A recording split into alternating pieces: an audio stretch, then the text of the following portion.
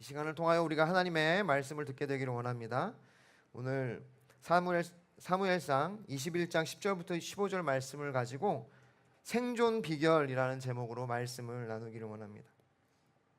디모데후서 4장 10절에 아주 인상 깊은 구절이 있어요. 대만은 이 세상을 사랑하여 나를 버리고 데살로니가로 갔고 그레스게는 갈라디아로, 디도는 달마디아로 갔고, 그런데 지금 자신을 떠나간 사람들을 얘기하고 있는데 특별히 대만은 왜 바울을 떠나갔다고 얘기하고 있죠? 이 세상을 사랑해서 그가 데살로니가로 갔다. 옛날에 제가 이 구절을 읽을 때는 어렸을 때 마음이 뜨거울 때요, 청년 때였던 것 같은데 이 대마가 참 불쌍하다고 생각했어요. 아니 뭐 세상에 뭐가 그렇게 좋다고 세상에 미련을 두고 이렇게 세상으로 다시 돌아갔나? 왜 그 믿음을 버리고 세상으로 갔나? 뭐 이런 생각을 어렸을 때는 했습니다. 제가 이 대마가 참 안타까웠어요. 그런데 이제 시간이 지나고 신앙생활을 오래 하면 할수록 재밌는 것은 대마가 이해되기 시작했다는 겁니다. 이해되기 시작할 뿐만 아니라 부럽기도 할 때도 있었어요. 나도 이런 용기가 있었으면 좋겠다. 세상을 뭐 이왕 사는 거 정말 사랑해서 믿음을 떠날 수 있을까? 지옥 갈까봐 못하지만 저는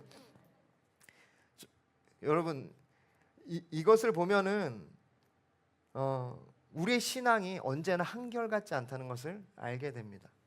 다시 말하면은 여러분, 우리가 신앙생활을 온전히 하다가도 이 신앙생활을 잊어버릴 수도 있다는 것을 우린 기억해야 한다는 거예요. 대마가 그랬다는 거죠. 여러분, 이처럼 우리의 믿음 생활은요, 연수가 많아진다고 더 깊어지는 것이 아니에요. 여러분, 우리가 이 믿음 생활이라는 것이, 우리의 믿음이라는 것이 시간이 지나면은 저절로 더 커지는 것도 아닙니다. 오늘 이 대마의 이야기처럼 우리의 삶은요, 사실 이 믿음 생활은요, 언제나 절체절명의 위기의 앞에 있다는 것을 우리는 기억해야 합니다. 그래서 이 위기 앞에서, 세상의 도전 앞에서, 불신앙의 세상의 도전 앞에서 우리가 어떻게 하면 이 신앙을 지킬지를 우리는 고민해야 해요. 그래서 우리에게는 생존 비결이 필요한 것입니다. 베드로전서 5장 8절부터 9절을 보면, 근신하라, 깨어라, 너희 대적 마귀가 우는 사자같이 두루다니며 삼킬 자를 찾나니 너희는 믿음을 굳건하게 하여 그를 대적하라. 이는 세상에 있는 너희 형제들도 동일한 고난을 당한 줄을 알미라. 여러분, 마귀가 가만히 있지 않다는 거죠. 마귀가 우는 사자가 보통, 사자가 왜 웁니까? 슬퍼서 우나요? 사자가 왜 울죠?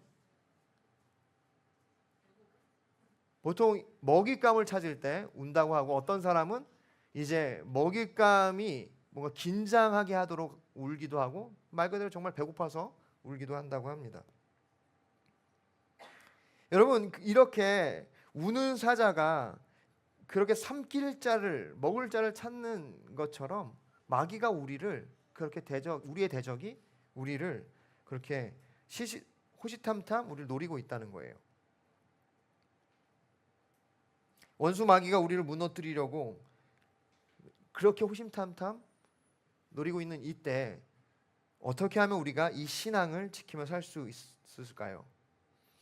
오늘 본문은 어떻게 보면 죽음의 위기에 봉착했던 다윗의 이야기입니다. 그리고 그가 어떻게 가드왕 아기스에게로부터 그 죽음 앞에서 벗어났는지를 또 자세히 이야기해 주는 그런 본문이에요. 여러분, 다윗이 왜 아기스에게 갔죠?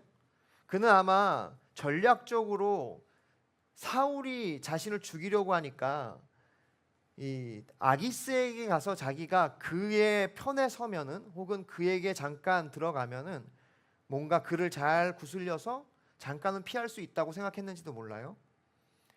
그런데 그것은 큰 오산이었죠. 아기스의 신하들이 다윗을 알아보고는 그가 이제 블레셋의 장군이었던 그 골리앗을 죽인 자다, 아주 위험한 자다라고 이제 얘기를 해줍니다. 그 얘기를 듣고 이제 다윗이 자신이 죽을 수 있다는 것을 직감하고는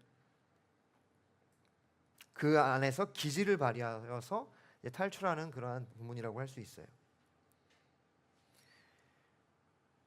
다윗은 이 절체절명의 순간에 그렇게 그에게 있는 그 믿음의 기질을 발휘해서 이제 목숨을 부지할 수 있었습니다. 오늘날 우리가 신앙생활 하는 것은 저는 사느냐 죽느냐의 문제라고 생각합니다. 여러분, 신앙이 왜 절대적으로 필요합니까? 그건 생명에 관한 문제이기 때문이에요. 여러분, 이 신앙생활은요, 여가 활동이 절대 아닙니다. 남는 시간 투자해서 천국에 가는 그런 개념이 아니에요. 신앙은 우리의 생명과 직결되는 것이죠. 그러므로 오늘날 우리가 이 신앙생활, 그러니까 이 죽느냐 사느냐의 문제 앞에서 어떻게 하면 우리가 이 신앙을 지키고 생존할 수 있는지 본문을 통해서 함께 보기를 원합니다. 첫 번째는요, 우리가 생존하기 위해, 믿음을 지키기 위해 첫 번째 필요한 것은 신중함입니다. 우리 오늘 본문 10절부터 12절까지 함께 읽겠습니다. 시작.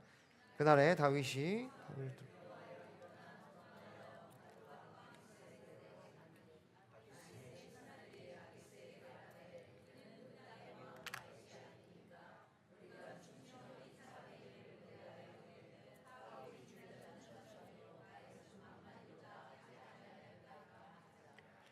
이 말을 그의 마음에 두고 가드왕 아기스를 심히 두려워해요.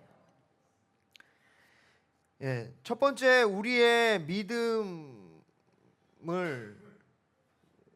지키기 위해, 우리가 이 믿음으로 살아가는 이 삶을 온전히 보존하기 위해서는요, 우리에게는 신중함이 필요합니다. 다윗이 사울을 피하여 블레셋 가드까지 도망한 이유는요, 두려움 때문이었다고 오늘 본문이 얘기를 해요. 그리고는 그 두려움 때문에 다윗이 그 아기스 앞에서 미친 척을 이제 하고 살아남았다고 얘기를 하죠. 그 모든 것이 이 두려움 때문이었다고 얘기합니다. 여러분, 이 두려움이란 우리의 삶에 언제나 부정적인 영향을 주는 것은 아니에요. 때로는 우리의 삶에는요, 어느 정도의 두려움이 필요합니다. 여러분, 오늘 한국 사회에, 특별히 이 교육계에 안타까운 게 무엇인지 아십니까? 그것은 학생들이 선생님을 두려워하지 않는 거예요. 여러분, 이것이 굉장히 해악입니다. 예전에 저희가 학교 다닐 때는 그래도 선생님이 두려웠어요. 왜냐하면 이렇게 잘못하면은 정말 귀싸대기를 맞을 수 있기 때문에 무서워가지고 선생님한테 말대꾸를 못했어요. 왜냐? 너희 아버지 뭐 하시노? 그러고 이제 갑자기 이렇게 시계 풀으면서 귓방망이가 날아올 수 있으니까 무섭죠. 그런 무서움이 무조건 나쁜 것은 아니에요. 사람으로 하여금 자신을 돌아보게 하고 조심하게 한다는 거예요. 하나님의 사랑을 의심함으로부터 시작되는 막연한 두려움은, 다시 말해서 불순종으로 인한 두려움은 우리가 갖지 말아야 할 두려움입니다. 왜냐하면 하나님은 우리를 사랑하시고 우리가 회개하면 용서하시는 분이시기 때문에, 그러한 불순종에 대한 그러한 것으로 말미암은 이 아담이 가지고 있었던 두려움은요, 우리가 버려야 할 것이에요. 왜냐하면 하나님은 사랑의 하나님이시고 용서의 아버지시기 때문에. 그러나 우리의 삶에 어느 정도 이 두려움이 필요한데, 저는 그것을 신중함이라고 얘기하고 싶어요. 신중함은 우리에게 경고망동한 행동을 하지 않도록 합니다. 잠언서 1장 4절, 어리석은 자를 슬기롭게 하며 젊은 자에게 지식과 근신함을 주기 위한 것이니. 잠언을 기록한 이유, 잠언을 여러분에게 얘기해 주는 이유, 하나님의 말씀을 전해 주는 이유는요, 여러 가지 이유가 있지만 그 중에 하나가 근신함을 주기 위함이다. 여러분, 이 근신함이요, discretion이라는 영어 단어인데요, 그게 이제 원어에서부터 나온 뜻이죠. 그 뜻이 뭡니까? 신중함이에요. 여러분, 우리의 신앙생활에 이 신중함이 얼마나 중요한지 모릅니다. 여러분, 믿음으로 살아간다는 것이 그냥 아무 계산 없이 막무가내로 살아가는 것을 의미하는 것이 아니에요. 여러분, 우리의 모든 삶의 면면마다 신중함이 필요합니다. 뭐 예를 들어서 관계 안에 신중함이 필요해요. 여러분, 아무나 잡고 우리가 다 친해질 수 있다고 생각하면 안 돼요. 모든 사람과 화평한 것과 정말 친해지는 것은 다른 겁니다. 모든 사람과 화평하라고 하는 것은, 이것은 굉장히 일방적인 거예요. 그러니까 내가 그 사람을 진짜 사랑하면 되는 거예요. 그러나 그 모든 사람과 다 친해지기는 어렵습니다. 또 우리가 경제적인 면에서도 막무가내로 계획 없이 살아가면 안 돼요. 계획을 가지고 신중하게 우리의 어떤 경제 활동을 체크해야 되는 거죠.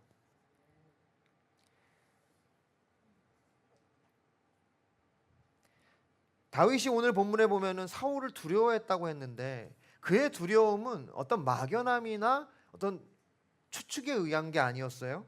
사무엘상 20장 5절부터 7절을 보시면요, 여러분 이 다윗이요 사울이 자신을 죽일지 안 죽일지를 정확하게 확인하기 위해서 요나단을 통해서 어떤 부탁들을 합니다. 그게 뭐였냐면, 이제 원래 사울과 함께 식사를 했어야 되는데 내가 집에 갔다고 해라. 지금처럼 이제 초하루니까 명절 같은 거니까 내가 가족과 같이 식사하러 갔다고 해라. 그런데도 만약에 사울이 나를 찾고 안 좋은 소리를 하면 날 죽이기로 작정한 것이다. 그런데 요나단이 그렇게 이제 요나단은 처음에는 반신반의했습니다. 아니다, 우리 아버지가 널 죽이진 않을 거다. 너를 얼마나 사랑하는지 아냐. 뭐 이렇게 얘기했다가 정말로 다윗이 얘기한 대로 사울이 다윗을 죽이기로 결정한 것을 알게 되죠. 그리고는 그들이 요나단과 다윗이 아주 친한 친구였는데 서로 부둥켜 울고 이제 각자의 갈 길로 가게 됩니다. 여기에서 우리가 알 수 있는 것은 이 다윗의 신중한 태도예요. 그가 사울을 대하여서도 신중함을 가지고 그 신중함을 통하여 자신을 죽일 것이라는 것을 끝까지 확인하고는 그런 두려움을 가졌다는 거예요.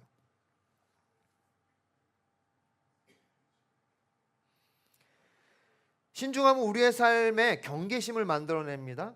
그러니까 거룩한 경계심을 만들어낸다고 저는 생각합니다. 그래서 함부로 행동하지 않게 하고 함부로 말하지 않게 합니다. 여러분, 주님의 나라에 필요한 리더십도 바로 이 신중함을 가진 리더예요. 사사기 7장 5절부터 7절을 보면요, 이제 하나님께서 기드온에게 이스라엘 백성 중에 용사들을 골라내라고 면접을 하라고 면접을 시킵니다. 그런데 한 가지 조건이 뭐였냐면, 여기 보십시오. 이 백성을 인도하여 물가에 내려가매 여호와께서 기드온에게 이르시되 누구든지 개가 핥는 것 같이 혀로 물을 핥는 자들을 너는 따로 세우고 또 누구든지 무릎을 꿇고 마시는 자도 그와 같이 하라 하시더니 손으로 움켜 입에 대고 핥는 자의 수는 300명이요 그 외 백성은 다 무릎을 꿇고 물을 마신지라. 이 무슨 뜻입니까? 그러니까 물을 먹는데 너무 목말라서 물을 먹는 그 상황에조차도 신중함과 경계함을 가지고 그렇게 이제 개가 물을 하는 것처럼, 표현이 좀 그렇지만 혀로 이렇게 손에 떠가지고 먹는 사람은 통과고, 아 목말라 그리고 이제 얼굴을 그 물에 쳐박고 이제 막 마시는 사람들은 다 잘라 이렇게 떨어졌다는 거예요. 그래서 몇 명만 남았다? 300명만. 여러분, 그래서 때로는 여러분 개 같은 사람도 쓰임 받는 줄 믿으시기를 바랍니다. 농담이고요. 자, 어쨌든 이렇게 경계심을 가지고 생활하는 하는 사람을 하나님께서 쓰신다는 거예요.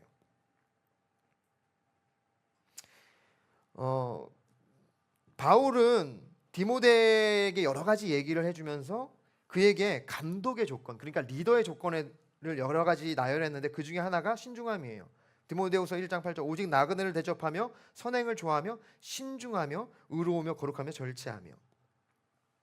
또 디도서 2장 5절부터 6절에는 신중하며 순전하며 집안일을 하며 선하며 자기 남편에게 복종하게 하라. 이는 하나님의 말씀이 비방을 받지 않게 하려 함이라. 너는 이와 같이 젊은 남자들을 신중하도록 권면하되. 여러분, 계속해서 성경은 우리에게 신중함을 요청하고 있습니다. 오늘 다윗이 이 죽음에서, 이 절체절명의 순간에서 그가 목숨을 부지할 수 있었던 것은 그의 신중함 때문이에요. 그가 만약 그 신중함이 없었다면 벌써 사울에게 죽었을 겁니다. 둘째로 그가 아기스에게 피하셨어도 거기서 아마 죽임을 당하였을 거예요. 그러나 그는 신중함을 가지고 이 신하들이, 왕이 어떤 생각을 가지고 있는지 부단히 살폈다는 것입니다. 이것이 다윗의 성격이고 성품이었죠. 우리가 잘 알듯이 그가 블레셋 장군 골리앗을 죽일 때도 신중하게 물맷돌을 골랐고 그가 전략을 세웠고 그렇게 골리앗을 무너뜨린 거예요. 운으로 된 것이 아닙니다. 다윗의 실력 때문이었죠. 신중함 때문이었습니다.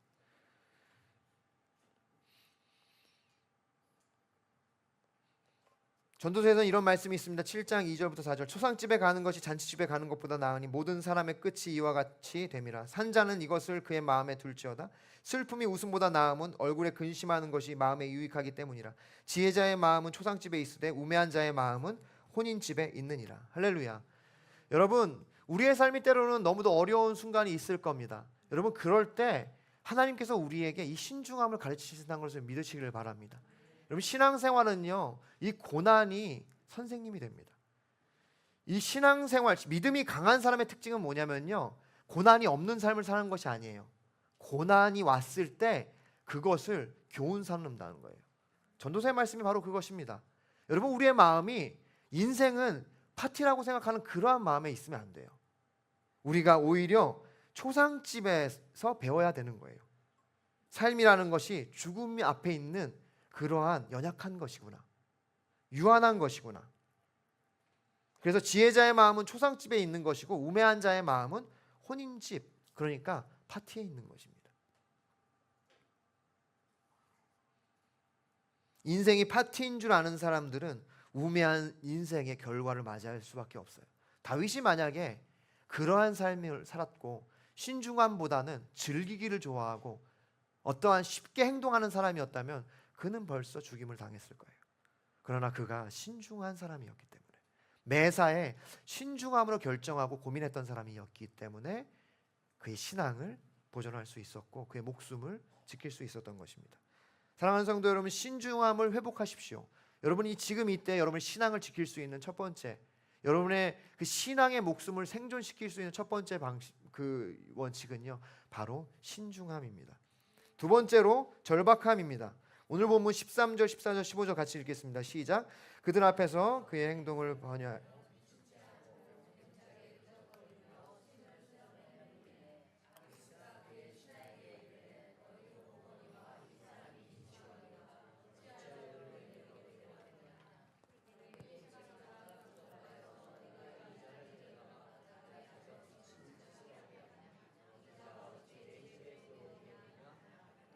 아멘. 참 본문이 재밌죠? 이 본문이 참 재밌는 본문이라고 생각해요. 다윗이 얼마나 절박했으면 이제 연기를 하기 시작합니다. 갑자기 그 멀쩡했던 다윗이, 여러분 다윗이 어떤 사람입니까? 이스라엘의 완전히 뭐라 그럴까, 그 핵인싸 아니에요? 핵인싸. 사람들이 오늘 본문에 나왔듯이 사울이 죽인 자는 천천, 다윗이 죽인 자는 만만. 그러니까 사울 왕보다 다윗이 10배는 대단한 사람이다. 그렇게 인기가 하늘을 치솟았고 모든 사람이 다 알만한 그 다윗이 지금 어떻게 합니까? 살기 위해 갑자기 침을 흘리는 거예요. 막 침을 흘리면서 에이, 안녕하세요. 나 어디지? 막 이렇게. 그리고 이제 막 대문에다 그저기면서 너무 재밌지 않아요? 뭔가를 막 쓰면서 에이, 이렇게 한 거예요. 이거 얼마나 참 부끄럽습니까? 예? 지금 제가 하면서도 참 민망한데, 그럼 다윗이 이렇게 기질을 발휘해서 미친 척을 하기 시작했다. 그러니까 이제 아기스 왕이 그걸 보더니 이런 이 미친놈을 누가 데려왔느냐? 안 그래도 지금 미친놈 가득한 이 세상에서 또 미친놈을 데려왔냐고. 그리고는 이제 내쫓아 버리죠. 여러분, 우리가 이 신앙생활이라는 것이 절박한 절체절명의 위기의 상황이라는 것을 알아야 합니다. 여러분, 우리가 왜 편한 신앙생활을 찾습니까? 절박함이 없기 때문이에요. 여러분, 제가 이제 저희가 주중에 집회를 준비하고 있어요. 그래서 목요일 저녁에 할까 금요일 저녁에 할까 막 이런 걸 고민하거든요. 매주 하기는 사실 어려워서 일단 한 달에 한 번씩 시작해 보려고 합니다. 저희가 수요 예배가 없잖아요. 그래서 그런 것도 대체하고, 그리고 저희가 주님께서 찬양에 은사를 주신 사람들을 많이 붙여주셨기 때문에 또 그 찬양으로 이 지역을 섬기려고 해요. 그런데 처음에는 제 마음에는 무조건 금요일이라고 생각했어요. 왜냐하면 저희 멤버들이 다들 금요일 날 시간을 내기가 좋기 때문이에요. 그런데 한편으로 목요일 날 집회하는 것도 필요합니다. 왜냐하면 이 주중에 한 번 더 예배 드리는 게 필요하기 때문이고, 물론 이제 그 묘교를 하면 못 오시는 분들도 있어서 고민은 여전히 하고 있어요. 그런데 제 마음에는 어떤 게 있었냐면, 금요일이 사람들이 오기 편하다고 생각을 했어요. 그런데 다시 한번 제가 기도하면서 그 생각들을 좀 회개한 게 뭐냐면, 여러분, 예배는요 우리가 편한 시간에 모이는 게 아니더라고요. 예배는 우리가 더 많이 모일 수 있고 더 쉽게 헌신할 수 있는 시간에 모이는 것이 아니라 우리의 삶의 가장 중요한 순간, 어떻게 보면은 금요일보다는 목요일에 더 필요할 수 있다는 생각이 드는 거예요. 우리 생활의 한복판, 우리가 여전히 생업으로 고군분투하고 있을 그때 예배가 필요한 거 아니겠습니까? 무엇입니까? 절박함이에요. 여러분, 우리의 절박함이 없으면요 우리는 신앙을 여가 생활이라고 생각할 수 있습니다. 우리가 이 신앙을요 생명에 관련된 어떠한 필연적인 것이라고 생각하지 않고 내가 그냥 부수적인 것이라고 생각할 가능성이 되게 많아요. 그렇게 되면 우리의 신앙은 형식으로 빠지게 됩니다. 마가복음 5장 22절부터 23절, 회장 중에 하나인 야이로라 하는 이가 와서 예수를 보고 발 아래 엎드려 간곡히 구하여 이르되 내 어린 딸이 죽게 되었사오니 오셔서 그 위에 손을 얹으사 그로 구원을 받아 살게 하소서 하거늘. 여러분, 이 야이로 회당장, 굉장히 높은 위치에 있었던 고위 관료입니다. 이 회당장이 지금 이 야이로라는 사람이 예수 앞에 와서 엎드려 간곡히 구하고 있어요. 왜냐? 딸을 살리려고. 여러분, 이것이 절박함 아닙니까? 생명을 살리기 위해서 이 절박함이 있었던 것이죠. 그래서 지금 30대의 젊은 하나님의 사람 예수 앞에 무릎을 꿇고 엎드릴 수 있었던 거예요.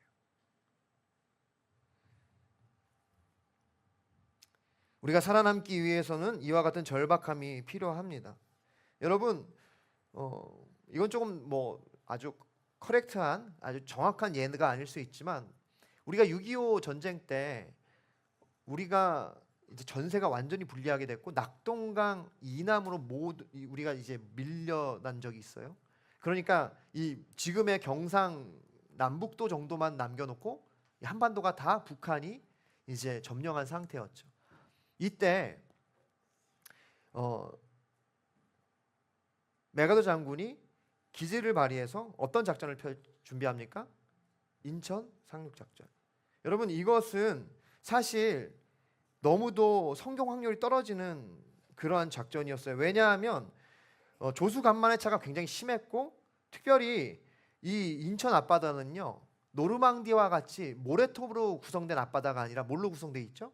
뻘이에요. 뻘. 이 뻘에 빠지면 이거 아무것도 못합니다. 노르망디 상륙 작전이 있었던 그곳은요 모래톱이었어요. 두 번째로 여기는요 이제 그 해안지대가 굉장히 그 뭐라 그럴까요? 산성과 같이 높은 그런 위치에 항구가 있었습니다. 그래서 보좌관들은 여러 가지 이유를 대며 이 작전이 어렵다고 결론 지었어요. 여러분, 이 작전의 성공 확률이 그 당시에 몇 프로인지 아십니까? 몇 프로였을 것 같아요? 한번 맞춰보십시오. 대답할 기회를 한번 드려야지 여러분이 잠이 확 깨니까. 몇 프로였을까요? 30%? 또 좀만 더 낮게 한번 생각해 보십시오. 몇 프로였을까요? 27%.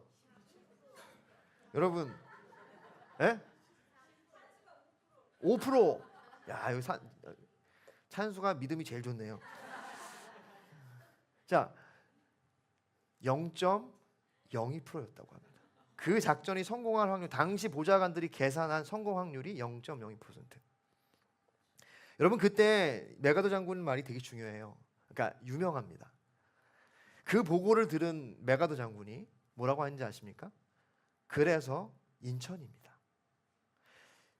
그래서 북한은요 인천으로 상륙작전이 들어올 것을 전혀 예상하지 못했어요. 그것이 혼란 작전이라고 생각했을 정도로 그것은 희박한 확률을 가지고 있었던 아주 불가능한 작전이었죠. 그런데 무엇이 그걸 가능하게 했습니까? 저는 우리나라 사람들의 간절함이었다고 생각하고 그것이 메가더 장군이 가지고 있었던 전쟁을 대하는 간절함이었다고 생각해요. 승리해야 하니까 0.02%를 뚫어야 하는 거죠. 여러분, 우리 믿음 생활의 승리가요 마냥 주어진 거라고 생각하면 안 됩니다. 주님이 우리를 위하여 승리를 다 만들어 놓으셨다고 해서 승리가 저절로 온다고 생각하면 안 됩니다. 그러면은 우리는 실패합니다. 여러분, 우리 믿음 생활은요 0.02%를 뚫는 그러한 아주 힘들고 어려운 그러한 작전과 같다고 여러분 생각하셔야 하는 것이에요. 그것이 다윗이 갖고 있었던 저는 절박함이라고 생각합니다. 예레미야 29장 11절부터 13절 여호와의 말씀이여 너희를 향한 나의 생각을 내가 아나니 평안이요 재앙이 아니라 너희에게 미래와 희망을 주는 것이라. 너희가 내게 부르짖으면 내게 와서 기도하면 내가 너희들의 기도를 들을 것이요 너희가 온 마음으로 나를 구하면 나를 찾을 것이요 나를 만나리라. 여러분, 이 다음에는 죽음이 도사리고 있다는 것을, 지금 여기 내가 선 곳이 마지노선이라는 것을 우리가 알아야 합니다. 그럴 때 다윗처럼 우리는 미친 채 하서라도 신앙을 지킬 수 있는 것입니다. 다윗은 이때의 마음을 시편 34편에 고백하고 있어요. 여러분, 시편 34편의 부제가 다윗이 아비멜렉 앞에서 미친 채 하다가 쫓겨나서 지은 시라고 되어 있어요. 아비멜렉이 누굽니까? 아기스 왕이에요. 원래 블레셋 왕의 그런 통칭이 아비멜렉이에요. 무슨 말이냐면 이집트의 왕의 통칭이 뭡니까? 파라오입니다. 마찬가지예요. 로마의 황제의 통칭이 뭐죠? 시저, 카이사르잖아요. 마찬가지로 블레셋의 왕의 통칭은 아비멜렉이었어요. 이 아비멜렉, 아기스 앞에서 다윗이 미친 채 하다가 살아나고 지은 시라고 하는 거예요. 그가 뭐라고 얘기합니까? 여호와는 마음이 상한 자를 가까이 하시고 충심으로 통회하는 자를 구원하시도다. 마음이 상한 자, 이것은요 샤바르, 부서지다, 파괴하다, 찢어지다, 그런 자를 가까이 하시고 충심으로, 그러니까 그 영혼이 통회하고 자신의 죄를 뉘우치고 자신의 마음을 완전히 무너뜨린 사람을 구원하신다. 여러분, 우리의 마음에 이 간절함과 절박함이 있을 때 주님이 역사하시는 줄 믿으시기를 바랍니다. 그것이 무엇입니까? 진짜 회개라는 거예요. 절박함이 여러분 진짜 회개한 자의 마음이라고 저는 생각합니다. 마지막으로 간절함입니다. 우리 시편 34편 6절 같이 읽어볼까요? 시작. 이 곤고한 자가 부르짖음에 여호와께서 들으시고 그의 모든 환난에서 구원하셨도다. 시편 33편 8절입니다. 너희는 여호와의 선하심을 맛보아 알지어다. 그에게 피하는 자는 복이 있도다. 17절 시작. 의인이 부르짖음에 여호와께서 들으시고 그들의 모든 환난에서 건지셨도다. 여러분, 이 시편 34편 좀 전에도 말씀드렸듯이 다윗이 이렇게 아비멜렉 앞에서, 아기스 왕 앞에서 미친 척하면서 막 침을 흘리면서 벽을 긁어가면서 그렇게 어떻게 보면 비참하게 살아난 후에 그가 하나님을 향하여 찬양하며 쓴 시라는 거예요. 근데 그가 뭐라고 고백하고 있어요? 의인이 부르짖으며 여호와께서 들으시고 그들의 모든 환난에서 건지셨도다. 간절함이죠. 절박함하고는 조금 다릅니다. 간절함은 정성스럽고 지극함이란 뜻이에요. 절실함이라고 합니다. 그러니까 그런 간절함이 있는 사람이 하나님을 찾게 되고 하나님께 구하게 되는 거예요. 다시 말해서 기도하게 된다는 것입니다. 여러분, 이 다윗의 이렇게 미친 척한 것은요, 그가 절박했기 때문이고 그것이 간절했기 때문이에요. 여러분, 간절해 보십시오. 기도가요 다른 사람, 옆에 사람 신경 쓸 겨를이 없습니다. 왜 우리가 옆에 사람 신경 쓰면서 기도합니까? 간절함이 없기 때문이에요. 뭔가 살만하기 때문입니다. 죽을 것 같아 보십시오. 여러분, 아침 예배 왜 안 나오겠습니까? 아침에 나와서 주님 붙들 수밖에 없고 부르짖을 수밖에 없어요. 여러분, 우리의 신앙이 절체절명의 위기에 놓였다는 것을 잊지 마시기 바랍니다. 여러분, 대만은요 사랑하여서 세상으로 갔어요. 데살로니가로 갔다고요. 여러분, 그것이 우리의 이야기가 될 수 있는 것을 우리는 알고 기억해야 합니다. 할렐루야. 그러므로 여러분, 주님께 부르짖으십시오. 누가복음 18장 38부터 39절 맹인이 외쳐 이르되 다윗의 자손 예수여 나를 불쌍히 여기소서 하거늘. 중요한 것은 그 다음 절입니다. 앞서가는 자들이 그를 꾸짖어 잠잠하라 하되 그가 더욱 크게 소리질러 다윗의 자손이여 나를 불쌍히 여기소서 하는지라. 이것이 간절함이에요. 주님 아니면 안 되는 것. 옆 사람이 조용 좀 해라. 아유 시끄럽다. 예수님이 너 돌아보시겠냐. 이렇게 맹인이 뭐 이렇게 목소리만 커가지고 막 이렇게 핀잔을 줬겠죠. 그런데 어떻게 합니까? 이 바디메오가 더 큰 소리로 다윗의 자손 예수여 나를 불쌍히 여기소서. 예수님이 그 소리를 듣고 그의 눈을 뜨게 하시지 않습니까? 그러므로 여러분 간절함을 가지고 주님께 매달리십시오. 여러분의 신앙은 그렇게 여러분이 지킬 수 있기를 소망합니다. 정리하겠습니다.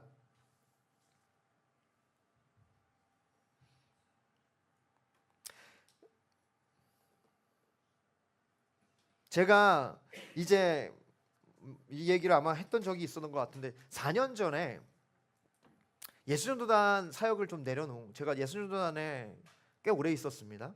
늘 말씀드리지만 한 20년 있었어요. 그리고 이제 전임 사역자로도 거의 15년 가까이 있었고요. 그 사역을 내려놓는 게 저에게는 참 힘든 일이었어요. 근데 그때쯤 여러 가지 상황들이 저의 마음을 낙심하게 했고 이제 사역을 정리하려는 그러한 마음들을 주님이 주시기 시작했을 때였습니다. 그래서 이제 뭔가 사역지를 찾아야 했고 교회 전임 사역지를 찾았어요. 그런데 마땅한 데가 없더라고요. 왜냐하면 제가 그 당시 나이가 꽤 많았었기 때문이에요. 그 당시에 제가 40이 넘었으니까 어디서 부목사로 40 넘으면 잘 안 써요. 기적이 필요한 때였죠. 그런데 이제 그때 이제 여러분 알고 있듯이 제가 이제 수원에 있는 좀 큰 교회죠. 수원제일교회에서 공고가 이제 올라왔어요. 그게 뭐였냐면 찬양 사역자와 교구 목사를 할 수 있는 사람을 뽑는 거였어요. 근데 사역사가 있으니까 제가 이제 넣었죠. 근데 저는 그 당시에 강도사였어요. 그러니까 그 자리에 적합한 사람은 아니었는데 어쨌든 제가 이제 경력이 예수전도단 찬양 사역 있고 하니까 행정 목사가 나름 추려서 이제 왔던 그 어떤 그 서류 중에서 그나마 뭐 3명 중에 1명으로 추려서 올리긴 했나 봐요. 저는 이제 간절하게 기다리고 있었고 행정 목사가 뭐 가능성이 있다고 생각했는데 저한테 또 전화를 막 했어요. 아직 발표도 안 났는데 뭐 만약에 되면 뭐 이런 얘기를 해요. 그 뭘 쓸데없는 짓입니까? 뭐가 만약에 되면이에요. 되면 얘기해야지. 만약에 되면 뭐 사택이 필요합니까? 뭐 이런 얘기를 하셔요. 그래서 저는 아무래도 상관없습니다. 부처만 주십시오. 뭐 그런 마음으로 대답을 했죠. 그리고는 기대감이 생겼어요. 왜냐? 뭐 괜히 전화했겠어? 경호공망동화 하겠어? 신중했겠지? 막 이런 생각을 하면서 기도하면서 기다렸어요. 그런데 너무도 안타깝게 수요일 저녁 예배가 있을 무렵, 저녁 예배 끝날 때쯤에 문자가 하나 왔습니다. 너무도 안타깝지만 이번에 저희 교회에서 안기람 강도사님과는 함께하지 못하게 되었습니다. 좋은 하나님이 예비하신 좋은 사역지 연결되시기를 뭐 축복합니다. 뭐 이런 식으로 왔어요. 그래서 정말 뭐라 그럴까요? 굉장히 기분 나빴지만 애써 이제 괜찮은 척하면 단문을 보냈습니다. 아유 뭐 감사합니다. 그렇게 얼마나 문자가 그렇게 차가웠는지 몰라요. 그렇게 하고 이제 너무 안타까운 마음이었지만 그냥 빨리 잠을 잤습니다. 스트레스도 되고 너무 실망하는 마음이 커서. 아침에 일어났는데 눈을 뜨자마자 주님이 갑자기 메일을 보내라는 마음 막 주시는 거예요. 여러분 이게요 정상적인 행동이 아닙니다. 보통 이런 사람이 있으면요 교회는요 이 미친 사람이다 이 사람 절대 받으면 안 된다 이렇게 되는 거예요. 그러니까 떨어졌으면요 이것을 하나님의 뜻으로 알고 받아들이고 다른 교회를 찾아야 되는 거예요. 그런데 제가 그 아침에 일어나서 묵상을 하고 이렇게 생각하는데 계속 메일을 보내야 된다는 마음이 너무 많이 드는 거예요. 미치겠는 거예요. 내가 이거 정신이 나갔지. 내가 너무 간절해가지고 내가 스스로를 속이고 있는 것 같다. 계속 기도를 하는데도 메일을 보내야 된다는 마음이 들어서 제가 그 자리에서 4시간을 메일을 썼습니다. 여러분 한 20줄을 쓰는데 4시간을 제가 메일을 썼어요. 쓰고 지우고 제가 이렇게 메일을 보내는 게 정말 안 되는 것인 줄 알지만 한 번만 용서를 구하면서 이렇게 하면서 막 썼어요. 제가 너무 사역을 하기를 원하고 제가 하면서 말도 안 되는 얘기를 쓴 겁니다. 지금 떨어졌다고 지금 얘기를 했는데 그리고는 그냥 보내버렸습니다. 몰라 하나님이 하라고 했으니까. 여러분 그런데 연락이 왔어요. 면접 한번 보러 오라고. 여러분 이게 정말 기적 아닙니까? 근데 어떤 일이 있었냐면 원래 내정된 목사님이 있었는데 이 목사님이 담임 목사님 눈밖에 행동을 하기 시작했던 거예요. 아직 부임도 하기 전에. 그래서 담임 목사님이 갑자기 기분이 나빠져서 아니 이렇게 사람이 없어? 그러니까 행정 목사가 아니 안 그래도 어떤 강도사가 이 또라이 같은 강도사가 뭐 그러진 않겠지만 있는데 메일을 보내왔습니다. 분명히 떨어졌다고 했는데 아 그래? 그러면은 한번 얼굴이나 보자. 여러분 그래가지고 면접을 보고 그리고 붙었어요. 할렐루야. 여러분 박수라니까. 여러분 제가 그때 배운 것이 뭐냐면 담임 목사님이 저를 면접하면서 한 말씀이 저는 아직도 기억이 나는데 사실은 안강도사는 자격이 안 된다. 일단 목사가 아니다. 그런데 내가 왜 면접을 보고 이렇게 안강도사를 한번 보기를 원했냐면 사역자는 적어도 이 정도의 절박함을 가지고 있어야 된다고 생각하기 때문이다.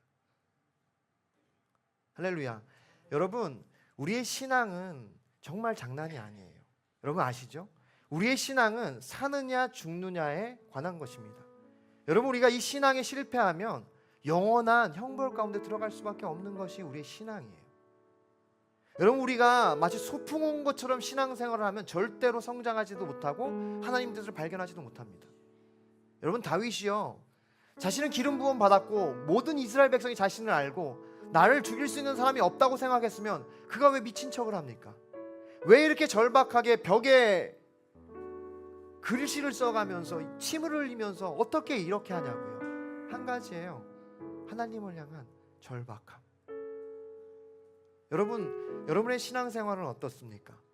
혹시 그냥 여가 생활의 하나로 여러분이 하나님을 예배하고 있지는 않습니까? 여러분 왜 우리 교회가 이 예배를 12시 40분까지 1시간 40분을 드리고 있나요? 저도 짧게 하고 싶습니다. 여러분 이것이 절박함이에요.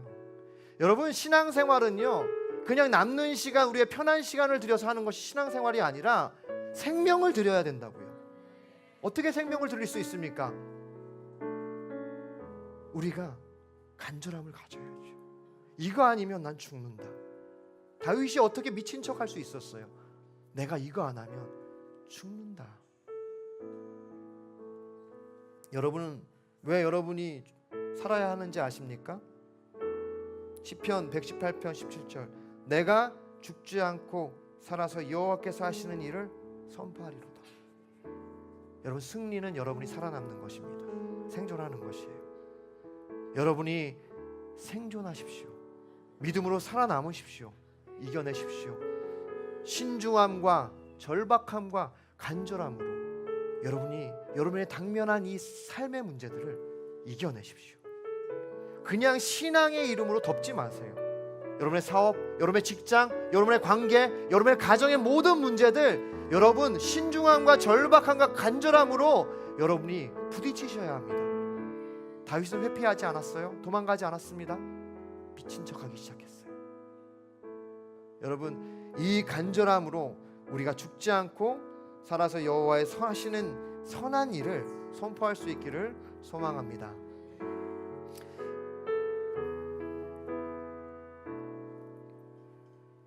우리가 말씀을 생각하면서 우리 찬양 한 번만 같이 부르고 기도하면 좋겠습니다. 내게 허락하신 시련을 통해 나의 믿음 더욱 강하게 자라나고 험한 산과 골짜기 지나는 동안 주께 더 가까이 나를 이끄시네. 내가 겪는 시험이 어렵고 힘겨워도 내 주님보다 크지 않네. 내 앞에 바다가 갈라지지 않으면 주가 나로 바다 위 걷게 하리. 나는 믿네. 주의 능력을 삶 새롭게 되리 나는 믿네. 주의 능력으로 담대히 나가리라. 주와 함께 싸워 승리하리라. 날마다 믿음으로 나 살아가. 나는 믿네. 나는 믿네. 주의 능력으로 내 삶 새나가. 나는 믿네. 주의 능력으로 주의 능력으로 담대히 나가리라. 주와 함께 싸워 승리하리라. 날마다 믿음으로 나 살아가리. 여러분, 왜 우리가 신중하지 못하고 왜 간절하지 못하고 절박하지 못하지 않습니까? 우리가 하나님을 모르기 때문이고 하나님을 경외하지 않기 때문입니다. 주님이 주어주신 우리의 이 삶의 환경과 이 모든 것에 대한 하나님을 향한 믿음이 없기 때문에 우리가 대충 살아가는 거예요. 여러분, 하나님이 살아계시기 때문에 여러분 살아남으셔야 합니다. 여러분, 신앙생활은 우리의 모든 것이 저절로 된다는 것이 아니에요. 목숨을 걸어야 된다는 것입니다. 주님, 살아남게 하여 주시옵소서. 내가 죽지 않고 살아서 여호와의 이름을 선포하게 하여 주시옵소서. 하나님, 내가 믿음으로 주님을 바라보게 하여 주시고 신중함과 절박함과 간절함으로 신앙으로 승리하게 하여 주시옵소서. 주님 믿음으로 나아가게 하여 주시옵소서. 주님을 바라보게 하여 주시옵소서. 우리 주여 크게 한번 부르고 기도하겠습니다. 주